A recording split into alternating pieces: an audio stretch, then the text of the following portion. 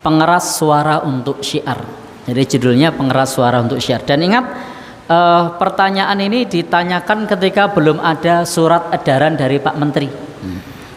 Surat edaran Pak Menteri tahun berapa itu? Ya, belum genap 5 tahun gitu.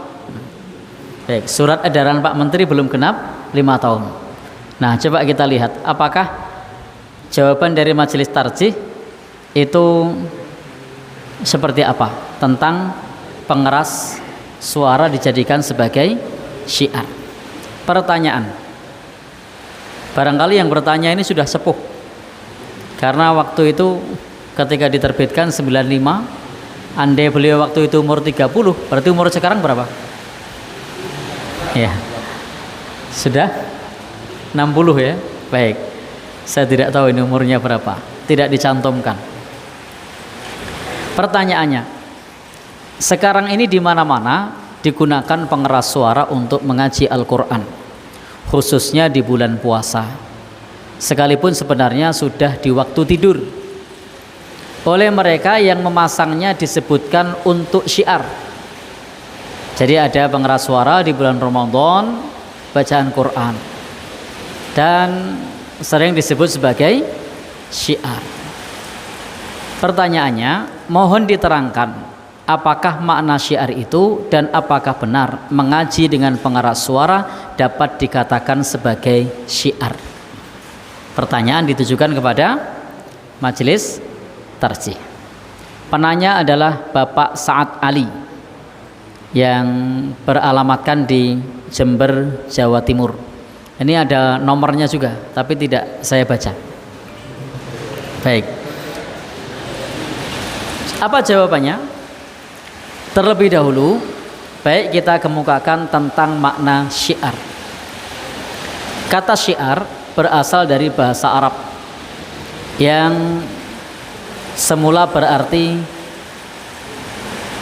tanda sesuatu kaum dalam peperangan untuk dapat kenal sesama kaum itu. Syiar dalam arti tanda yang sangat dikenal, seperti hari raya merupakan syiar dari syiar-syiar Islam.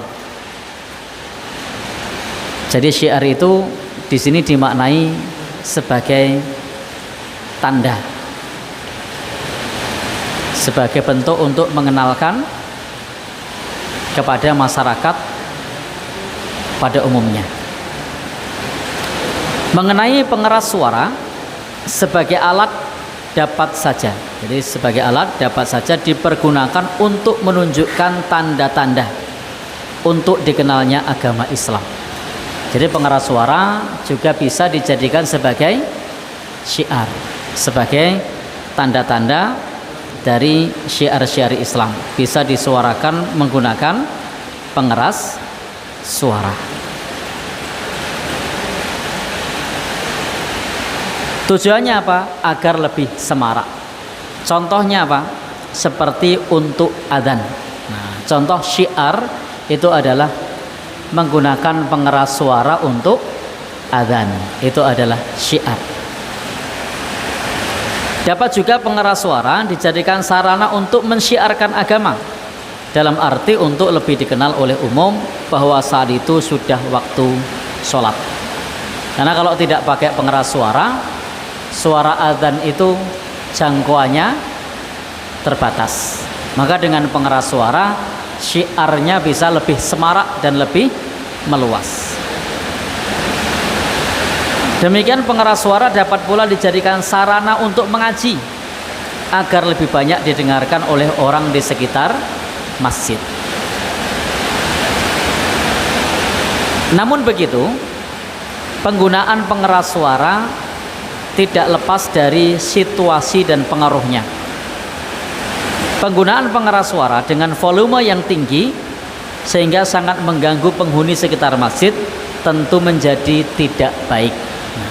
Jadi kata Majelis Tarjih, waktu itu belum ada edaran ya dari Pak Menteri. Bahkan mungkin waktu itu Pak Menteri juga belum jadi menteri. Baik, tapi sudah ada surat edarannya. Maaf, sudah ada fatwanya bahwa di dalam penggunaan pengeras suara menurut Majelis Tarjih Tidak boleh volumenya itu mengganggu penghuni sekitar masjid. Karena kalau sampai mengganggu, maka menjadi tidak baik. Dan mengaji itu baik, tetapi pengeras suara ketika menggunakan suara yang mengganggu, maka bisa menjadi tidak tepat. Maka pengeras suara itu akan bagus kalau digunakan dengan tepat. Sekalipun mengaji, kalau di waktu malam hari dengan keras, di saat orang istirahat, maka akan mengganggu ketenangan orang. Jadi sekalipun menggunakan pengeras suara untuk mengaji, kalau di malam hari saat orang-orang istirahat, maka akan mengganggu ketenangan orang. Selain itu, juga mengganggu orang yang sedang sholat di masjid itu sendiri. Jadi ketika ada orang di masjid itu sedang tahajud, sedang witir, sholat sunnah mutlak, atau yang lainnya, itu juga bisa terganggu. Itulah antara lain hikmah tuntunan Al-Quran, agar kita dalam membaca bacaan Al-Quran dalam sholat tidak terlalu keras, tetapi juga tidak terlalu pelan. Dan ini disebutkan oleh Allah di dalam Al-Quran, surah Al-Isra. Apa firmannya? Wala tajhar bisolatika wala tukhafid biha wabtak baina dzalika sabila. Dan janganlah kamu mengeraskan suaramu dalam salatmu, jangan pula merendahkannya, dan carilah jalan tengah di antara keduanya. Maka disinilah Majelis Tarjih memberikan fatwa bahwa suaranya tidak terlalu keras, tidak terlalu pelan pada saat kita sedang sholat, tetapi suaranya adalah antara itu.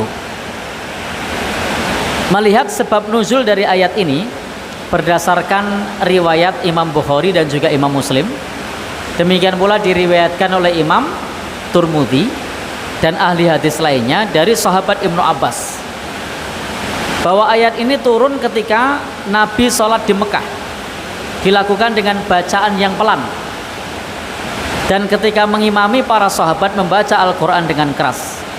Jadi pada saat itu Rasul Shallallahu Alaihi Wasallam sholat dengan bacaan pelan, tapi ada sahabat membaca Al-Quran dengan suara keras. Ketika orang-orang musyrik mendengar bacaan Al-Quran tersebut, maka mereka memaki-maki Al-Quran dan yang menurunkannya, yakni Allah Subhanahu wa Ta'ala, dan orang-orang yang membawanya, yakni Nabi Muhammad Sallallahu Alaihi Wasallam. Karena Al-Quran dibaca keras-keras, berakibat orang lain mencaci maki Al-Quran, mencaci maki Allah, dan mencaci maki Nabi kita Sallallahu Alaihi Wasallam saat itu. Karena memang di sekitar Nabi masih terdapat banyak orang musyrik, sehingga mereka tidak suka ketika mendengar bacaan Al-Quran dengan suara keras. Maka turunlah ayat ini yang mengajarkan wala tajhar bisolatika, supaya sholatnya tidak keras-keras, wala tukhafid, tapi juga tidak lirih, tetapi baina dzalika sabila, tetapi menempuh jalan tengah. Lebih lanjut lagi, fatwa Tarjih mengatakan, jadi membaca Al-Quran dengan menggunakan alat pengeras akan menjadi syiar kalau dilakukan secara tepat. Masyarakat sekitar tidak akan terganggu ketenangannya. Jadi perlu juga ketika menggunakan pengeras suara dilihat jamnya, jam berapa. Oh, ini saatnya orang sedang tidur, saatnya orang sedang istirahat. Maka juga tidak direkomendasikan meskipun syiar lalu kemudian semalam suntuk yang dapat mengganggu orang. Misalnya pada saat Lebaran, Idul Fitri, Idul Adha, nyetel kaset atau MP3 di masjid atau sound horeg Ya, yang takbir itu. Kira-kira yang di dekatnya terganggu apa tidak? Terganggu. Ternyata ditilai lho, ora ono nang masjid sing takbir. Cuma suara ya MP3 atau kaset, maka ini mengganggu. Maka perlu seperti rekomendasi dari Fatwa Tarjih, membaca Al-Quran dengan menggunakan alat pengeras akan menjadi syiar kalau dilakukan secara tepat. Maka masyarakat sekitar tidak akan terganggu ketenangannya. Tetapi kalau dilakukan ketika orang sedang istirahat, nah ini dapat mengganggu. Maka perlu diingat bahwa dalam masyarakat terdiri dari berbagai orang yang berbeda kondisi. Ada yang sudah tua, ada anak-anak, ada yang sedang sakit, yang mereka sangat sensitif dengan suara keras. Di samping ada pula yang menyenangi suara keras. Jadi perlu mempertimbangkan itu. Oh, tetangga masjid baru pulang dari rumah sakit misalnya, itu juga perlu menjadi pertimbangan. Apalagi oh, tetangga masjid banyak yang agamanya bukan Islam. Nah, itu juga perlu menjadi pertimbangan. Jangan sampai mereka benci dengan Islam karena kita tidak tepat dalam menggunakan pengeras suara. Inilah yang disampaikan di dalam fatwa Tarjih. Jadi kesimpulannya, pengeras suara untuk syiar boleh apa tidak menurut Tarjih? Boleh, jika menggunakannya secara tepat dan tidak mengganggu di sekitar.